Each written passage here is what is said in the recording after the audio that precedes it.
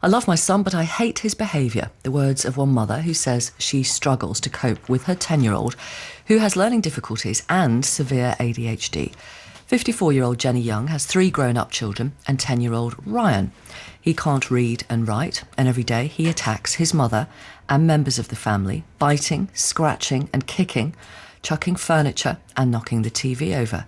At his best, his behaviour is like an angry toddler, but he's 10 years of age. Jenny Young says she's worried about her own safety and his as he gets older. ADHD, or Attention Deficit Hyperactivity Disorder, is the most common behavioural disorder in the UK. It's estimated that 1 in 20 school-aged children have it.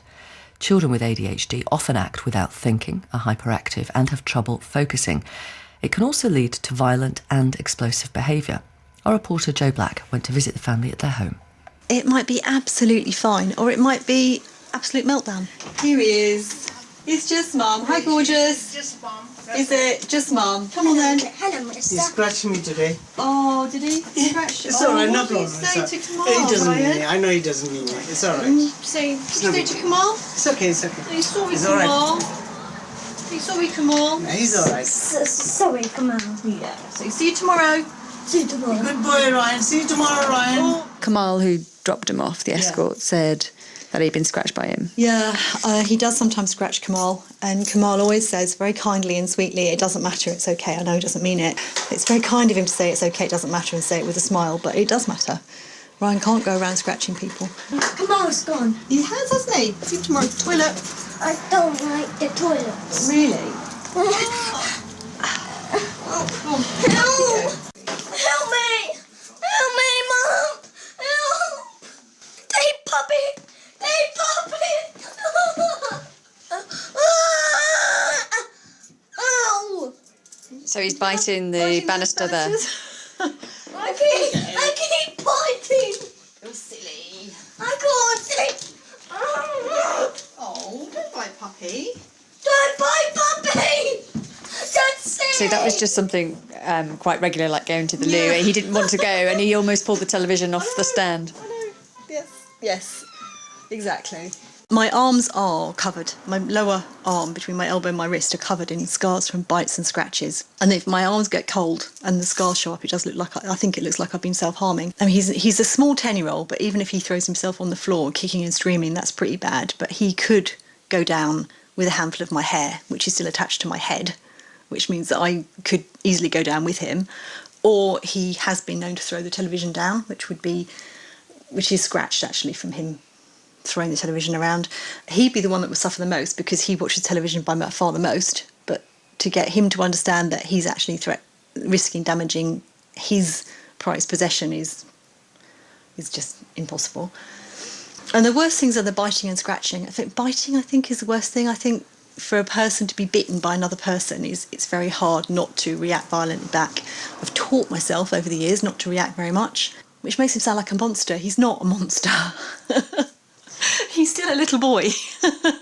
He sort of lashes out or says something horrid, but the next moment he's apologising to you, isn't he? Yeah, but who knows how much... I just don't know how much understanding there is in between the lashing out, the saying sorry. I'm not saying that he's not sorry and that he doesn't know that it's wrong behaviour, but it's just all so mixed up. My name's Josie, I'm Ryan's older sister. This is a very good day for Ryan. He's just come in and there was a very small fight to get him upstairs to go to the loo, 'cause that's the routine. And he was trying to put one of his toys' face into some cat food, I think it was, and you tried to stop him and he was starting to hit back at that point, wasn't he? Yeah, I found that the best way to communicate with Ryan is eye contact, and if I'm not at his level, I can't get eye contact. So I had to kneel down to Ryan's level and say, let's not put puppy in the wet cat food because the wet cat food is smelly, and unfortunately that's how I get my hair grabbed or I get my arm scratched, which is what just happened there. Like that, okay? Like that. I want Thomas back. Thursday morning on 5 Live, let's talk to Jenny Young now, and she'd be very keen to speak to you too. If you've adjusted to living with a child with ADHD, do share your experiences today. Jenny, good morning to you. Good morning. And it was interesting to hear Josie, your daughter, say that was a rare good day for Ryan. Yeah, it didn't sound like it, did it? I've just listened to that with the rest of the country. I think I need to clarify that not all children who've got ADHD hit out at all. So, and Ryan's problems aren't all ADHD. He does have a huge whack of learning difficulties and challenging behaviour. And a lot of that is probably born of not being able to express himself properly. So a lot of the behaviour is probably frustration. Have you been able to get a breakdown from the medical profession about what part of his behaviour is down to ADHD and which is down to the difficulties in writing and reading? So communication is the problem. Yes, it's virtually impossible to get a breakdown. I think even if you had a child who, if there is such a thing, only had ADHD, even then it's very difficult to know whether it's stroppy teenage behaviour or the ADHD. I don't know how you would differentiate. He is tricky, but we're not the only family by any means, and the language problem is a big problem. Not being able to say what it is you're happy or sad or angry or pleased about is a lot of the reason we think why he lashes out, because that's how it comes out, that's how he expresses himself. Do most things involving Ryan end up being a battle to some extent? If you don't handle it right, you need to do a lot of pre-thinking. So with lots of children with learning difficulties, we use all sorts of different methods of communication at the same time. So we might have a visual timetable explaining what we're going to do next, or who's coming into the house, or what the next activity is, and use some sign language like Makaton, as well as speaking, so that he's got every possible way of understanding what's going to happen next. And then you pick your battles. So if it looks like today is not going to be a good day, then today is not the day when you change all your clothes and do some activity after school that he isn't that keen on. How patient are you? I think I'm pretty patient. I used to pray for patience until I was told that if you pray for patience, God will send you more tribulation to teach you patience. So I decided that maybe Typical. I had enough patience. Yeah. Jenny, can you give us, our listeners, an insight into a really bad day? Yeah, a bad day could be, I'm just trying to think, maybe if we started with getting up in the morning. I usually reckon I need 3/4 of an hour to get up and get Ryan out to school.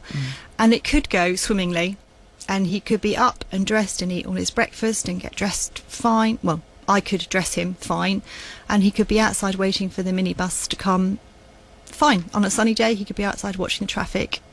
I doubt I'd get through all of that procedure without at least getting my hair pulled or getting smacked around the face once or twice. But on a bad day, every single step of the way is a fight. To sit down and eat breakfast, to get up and put your socks on.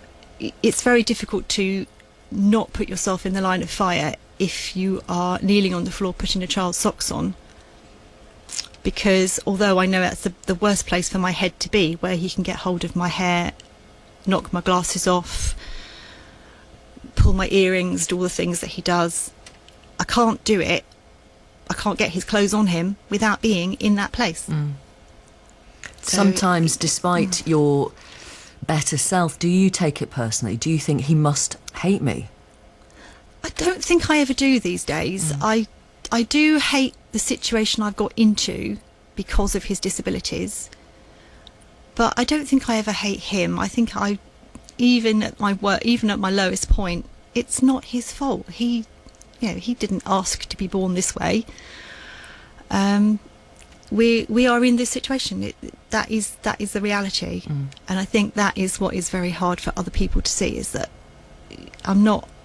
families in this situation aren't asking for the child to be removed, although that might be how it sounds, because they're at their wits' end. What they'd like is for their child not to have all the problems that child's got. Of course. And I think that's one of the reasons why you're comfortable talking about this and talking on the radio and talking to listeners up and down the country. You want to let people know there is more to this than meets the eye. And there are so many families who are at their wits' end or getting towards their wits' end. You know, families who really can't go out because they've got a child who's got some sort of problem. It might not be a behavioural one like Ryan's. It might be literally a logistical, physical one where the child is got too big for them to lift into the wheelchair, or the wheelchair doesn't fit into the car, or something like that. But there are so many families whose lives are so muddled up and limited by one of the children having a special need or an additional need of some sort. And I think we're a little bit too smug in England to think that these are things that happen in underdeveloped countries. It happens here too. Let's hear from Lynn in Cheltenham and Andrew in Luton, and then we'll bring in Dr. Debbie Pope from Edgehill University. She specialises in ADHD research. Lynn, good morning. Andrew, hello to you. Thanks for contacting us. Good morning. Lynn, your son was diagnosed with ADHD age 2, I think. And what help have you been offered? At the time, we were offered Ritalin as a possibility to control his behaviour, but we turned that down because of the side effects of stunted growth and an effect on his ability to create children in the future. And how old is he now? He's now 19. And how's he been doing as he was growing up? Well, we I identify greatly with the lady that was talking just now, because Jenny, we went through, yes, Penny, many years, Penny, of the sort of problems that you identify. Although I can't say my son was as difficult as yours seems to be at the moment. He certainly was very difficult to manage. We lost friends, we alienated neighbours. Even people within the family would put it down to poor, parental management. But now he is extremely improved. We went on a very expensive search for an alternative to Ritalin, and we believe we found it. And very pleased we are too. At age 14, we were told he'd have to go to a special school where they locked them in and out of every room, and there was no chance of GCSEs. Miraculously, however, we turned that round, and he now achieved very good A-levels, 4, and he goes to a top university. Lynn, let me introduce you to Jenny, and Andrew, let me introduce you to Jenny. And Lynn, tell Jenny what it was what solution it was, or what help it was that you discovered after your expensive research. Well, we did try many different therapies, and there was a plethora of them out there, very well-meaning people, I'm sure, but none of which worked until we were, through a friend, we were asked to visit a homeopath, because our son had developed an intolerance to chlorine, among his many other intolerances and allergies. And we went to the homeopath. We sat down with her. My son didn't sit down. He just moved around constantly, as usual. And I answered her questions, and we gave the pills to our son. And amazingly, that behaviour, that very strange behaviour of swimming between pregnant women's legs and running around like a mad thing, all abated, and he was able to swim normally. So that was the beginning, really. And from that, we made more and more wins using homeopathy. And eventually, I trained and became one. I'm a homeopath. Right. Having known nothing about it up until my mid-40s, and look upon it as a real saving grace as far as our son is concerned. Really interesting, Lynn. Andrew, you have a similar experience, but the way you helped in the end was different. Tell Jenny of your own experience. I have a stepson who's ADHD, autism. He's got a genetic disorder as well, and he was really violent. He used to, anything he could get hold of, he was trying to hit me with it. And we done all medication, that didn't help. He's had respite, that's helped a little bit. But the main thing was we found out in America they used Labradors, and that was absolutely amazing. What was? Huh? What was amazing? A Labrador puppy. Right. And what effect does it have on your stepson? They have a sense, Labradors, and when the kid's starting to get uptight, the dog will go over to them, and it just seems to calm him down a bit. Jenny, I think your son, Ryan, enjoys horse riding, doesn't it? Is there a similar effect as Andrew has described with the puppy? Oh, I'm feeling a bit guilty now. Ryan absolutely loves dogs, and people often say, why don't you get a dog? He'd love it. And I always think, I've got enough to do without a dog. He shares grandma's dogs. Well, we thought that as well. If you look into on the internet, in America, their kids are even allowed to take the dog to school with them. It's such a big scheme that helps. Wow. Okay. So I hope you're listening. Hearts County Council. Are the schools listening? We're going to bring our dogs to school now. That's really interesting. I think what both of you have said is really, really interesting. And I think the more research that parents do and the more we listen to each other, it's just so helpful that we can all help each other so much. Yes, you often feel, don't you, that you're completely on your own. And there's such a disparate choice out there of solution. Yeah, I think... Go ahead, parents are usually the best source of information. Other parents usually are the best source of other information. I mean, my 3 older children are all diagnosed ADHD, and only Ritalin only really worked for the oldest one. The other 2 haven't taken Ritalin, but it certainly worked for my oldest son. And my oldest children are now, one is a qualified carpenter, he got a distinction at carpentry, one is a welder and a musician, and my daughter's at university.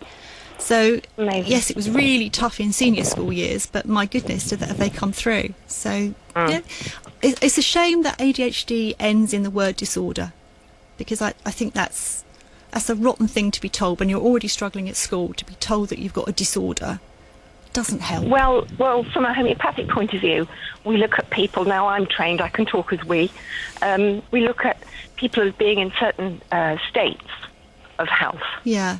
And that's helped me amazingly well, because I stopped looking at my son as being Tyler, who is very annoying and constantly on the go and constantly touching and constantly doing the things you'd rather he didn't. And then you see him as in a particular physical or mental emotional state. And that's helped me greatly. Yeah, I think that's so true, because each person is a person, each child is a child.